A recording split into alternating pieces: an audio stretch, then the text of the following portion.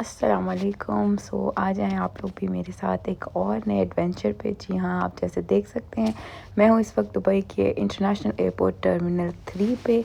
और यहाँ पे आप मेरी सवारी देख सकते हैं और मेरी सवारी है A380, इतना बड़ा जहाज़। और हम बस दुबई को बाय बाय कर रहे हैं। बुर्ज खलीफा मुझे नज़र आ रहा था, मैं बाय बाय कर रही थी, एक न्यू जर्नी पे जा रही थी।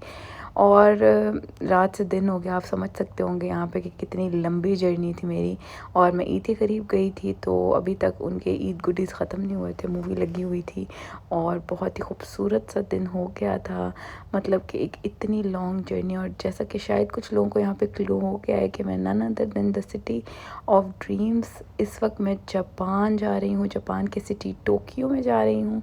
बहुत ही अमेजिंग जर्नी होने वाली है, तो आप लोग मेरे साथ रहिएगा। मैं अकेली ट्रैवल कर रही हूँ, first time 9 hours direct flight Emirates की लेके मैं पहली बार विदाउट फैमिली जा रही हूँ। और जिधर से चली थी उधर रात थी, जिधर जा रही हूँ उधर इस वक्त रात दोबारा होने वाली है। तो एक बिल्कुल ही जेट लैग वाली सिचुएशन हो रही थी, सो के उठ के खा के पी के भी कुछ समझ नहीं आ रहा था। और जो जर्नी थी ख़त्म होने का नाम ही नहीं ले रही थी। और ये मेरा पहली बार एक एक्सपीरियंस रहा था इतने ज़्यादा लॉन्ग ट्रिप का। तो ये सारा पेशावर से होते हुए जो है वो जा रहा था, जहाज़ से दिखा रहे थे कि हम किधर तक पहुँचे हैं। तो ये पूरी जर्नी यहाँ पे आ रही थी और बहुत ही लॉन्ग फ़्लाइट थी, बहुत ही लंबी फ़्लाइट थी। सर्विस बहुत ही कमाल थी। एमिरेट्स में आप जाते हैं, मुझे लकीली बहुत ही अच्छी सीट मिल गई, विंडो सीट में आराम से गई कंफर्टेबली। मेरे साथ वाली सीट पे भी कोई नहीं था, तो ये एक प्लस पॉइंट था मेरे ट्रैवल का, मेरे ट्रिप का। और बहुत ही कंफर्टेबल था, खाना पीना हर चीज़ परफेक्टली वो सर्व कर रहे थे। हॉट टावल्स, पानी, juice throughout the plane. पूरी जर्नी में जो क्रू है उन्होंने बहुत ही हेल्प की, बहुत ही ज़्यादा अच्छी सर्विस दी। और पैसा वसूल जो है वो फ़्लाइट थी और डायरेक्ट फ़्लाइट थी। बहुत ही खूबसूरत व्यू था। और बस अब ख़त्म होने वाली है जर्नी। ये जी हम लोग पहुँच गए हैं टोक्यो में। पहुँचते ही सबसे पहले तो मेरा मूड इतना अच्छा हो गया बिकॉज़ मौसम इतना अच्छा था और बारिश हो रही थी। अमेजिंग। हम यूएई में रहने वाले तरसे हुए बारिश वाले, बादलों को तरसे हुए लोगों को यहाँ पे एंटर होते ही बारिश मिल जाए तो बस मतलब कि पैसे पूरे हो गए मेरे। यहाँ पे मैं बाहर निकली, एक अमेजिंग सा एक अलग सी दुनिया है। ये एक अलग दुनिया है। ये किसी ने सही कहा है कि जापान वाले अलग ही दुनिया में। वेंडिंग मशीन, गोल पूरा हो गया देखने का, टिकट बूथ्स, हर चीज़ के लिए मशीन है। लोग अवेलेबल नहीं हैं, लोग आपको नहीं मिलेंगे, मशीन्स मिलेंगी। पूरी जापानीज़ लैंग्वेज लिखी हुई है। बहुत ही डिफ़िकल्ट हो रहा था मेरे लिए, बट कर आके बिकॉज ट्रैवल करती रहती हूँ। तो यहाँ से जो है नरीता एयरपोर्ट पे उतरी थी, तो यहाँ से बुलेट ट्रेन लेके मुझे ऐसे पढ़ रही थी मैं हर चीज़ को। तो मुझे टोक्यो जाना था, टोक्यो के लिए मुझे जो है वो ट्रेन लेनी थी।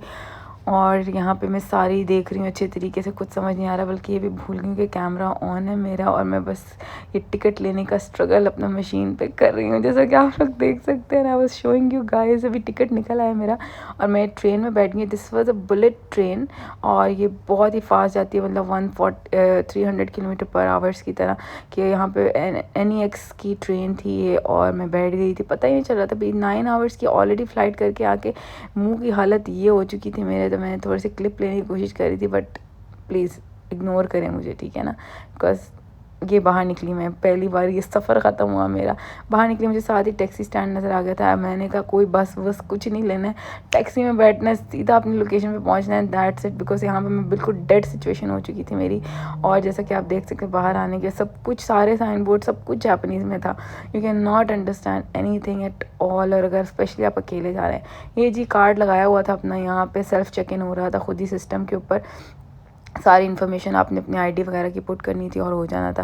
यहाँ से मैं जा रही थी, बहुत ही प्यारा होटल था। I would recommend all of you guys कि अगर आपको चाहिए। मैंने booking.com से किया था, but I was so amazed. और ये बिल्कुल शिबुया के क्रॉसिंग के पास ही था। ये लें जी, आ गई मैं शिबुया की बहुत ही फेमस क्रॉसिंग, जो कि अमेजिंग एक्सपीरियंस है। ये बकेट लिस्ट चेक जिसे कहते हैं ना, ये यहाँ पे वो सिचुएशन थी। तो मतलब हमेशा देखते हैं मूवीज़ में, पिक्चर्स में कि शिबुया की क्रॉसिंग है जहाँ पे सब लोग इकट्ठे करते हैं क्रॉस।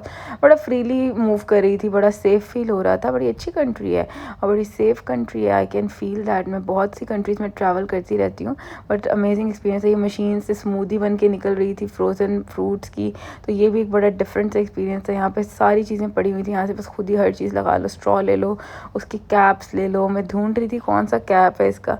थोड़ा struggle you have to do because यहाँ पे यूएई में हम रहते हैं, हमें हर चीज़ जो है वो बनी बनाई मिल जाती है और यहाँ पे कस्टमर सर्विस का लेवल बहुत ही अलग है। तो इस वजह से थोड़ा सेल्फ़ सर्विस का इतना आइडिया नहीं हो रहा था, बट किसी न किसी तरह 2-3 कैब्स ट्राई करने के बाद जो है मैंने जो है वो भी स्ट्रॉ चूज़ कर रही थी। ये भी बड़ा मुश्किल था, सब कुछ जापानीज़ में लिखा हुआ था, तो मेरे जैसा टूरिस्ट बंदा कैसे सेलेक्ट कर सकता है, कैसे बता सकता है। सारी मशीन्स लगी हुई थी। ये 7-Eleven स्टोर है जहाँ पे you can just have a full meal. और जी यहाँ पे आप देख सकते हैं कि ये बहुत ही इनकी प्यारी जापानीज़ टैक्सी, जापानीज़ रोड्स जो कि ड्रीम करते हैं हम लोग हमेशा एनिमेटेड मूवीज़ और सीरीज़ और कार्टून्स और गेम्स में देखते हैं, वो मैं एक्सपीरियंस कर रही थी। बहुत ही प्यारा मौसम हो रहा था मेरे लिए, तो यहीं पे सब कुछ कंप्लीट हो चुका था ट्रिप का मेरा। फिर मुझे क्योंकि बहुत ज़्यादा तेज़ बारिश शुरू हो गई थी तो मुझे टैक्सी लेनी पड़ी, बिकॉज ट्राम्स और मेट्रो स्टेशंस बंद हो गए थे। तो मुझे बिल्कुल आइडिया नहीं था, मैं काफ़ी लेट नाइट तक जो है वो स्नैकिंग करती रही, बाहर खरीदती रही। फिर होटल आ गई थी, सारे स्नैक्स बाय किए थे तो रख के दिखा रही थी। हलाल फूड का थोड़ा सा इशू है, मैं नहीं खा सकी, कुछ भी बाहर ना समझ आ रहा था मुझे, तो किमची पे गुजारा किया। नेक्स्ट डे मैं गई बहुत ही प्यारा स्काई ट्री टावर पे, और अमेजिंग था। और हीट को बीट करने के लिए, बिकॉज दिन में कभी कभी आपको बहुत ज़्यादा गर्मी हो जाती है, हीट बहुत ज़्यादा हो जाती है, तो यहाँ पे बड़ा ही अमेजिंग सा एक सेटअप बनाया हुआ था उन्होंने, और बहुत ही प्यारा था। लाइव बारबेक्यू स्टेशंस थे यहाँ पे, और ये इन्होंने हल्का सा पानी का मॉइस्चर किया हुआ था आप लोगों को ताकि गर्मी ना लगे। तो एक मैं बता रही हूँ ना, बिल्कुल डिफरेंट टेक वर्ल्ड में आपकी एंट्री हो जाती है, and you will be amazed by the system and by the things they are having. वो ये पूरा एक फ्री बना हुआ था, you can either buy something from stalls और you can bring your stuff, और यहाँ पे आप live barbecue you can do. वो यहाँ पे चीज़ें सारी सेटअप थी। यहाँ से मैं कुछ भी खा नहीं सकी, तो खाने पीने का मेरे से कोई कुछ ना पूछे, because I have no idea about all this food. I can not eat anything because हलाल फूड नहीं थी, बट मैं हलाल फूड खाने गई थी। I will show you guys in my next video, वो भी मैं ज़रूर उस बारे में मैंशन करूँगी, ज़रूर दिखाऊँगी आप लोगों को। तो यहाँ पर लोग ले रहे थे, इंजॉय कर रहे थे, वेदर बहुत ही प्यारा था, मैं भी सारा व्यू देख रही थी, और मैं अमेज हो रही थी यहाँ पे कि इतना प्यारा सेटअप। बच्चों के लिए भी कॉर्नर बनाया हुआ था कि आप अपने बच्चे फैमिली लेके आओ तो यू कैन जस्ट ये टोक्यो स्काई ट्री टावर लिखा हुआ है। मैं इसके ऊपर भी गई थी लिफ्ट लेके, आई will show you guys in my next video, because सारा कुछ इसमें कवर नहीं हो सका। यहाँ पे एक सेरेनिटी सी थी, बहुत अच्छा फील हो रहा था। अकेली आई हूँ और बहुत ही डिफरेंट एक्सपीरियंस था मेरे लिए।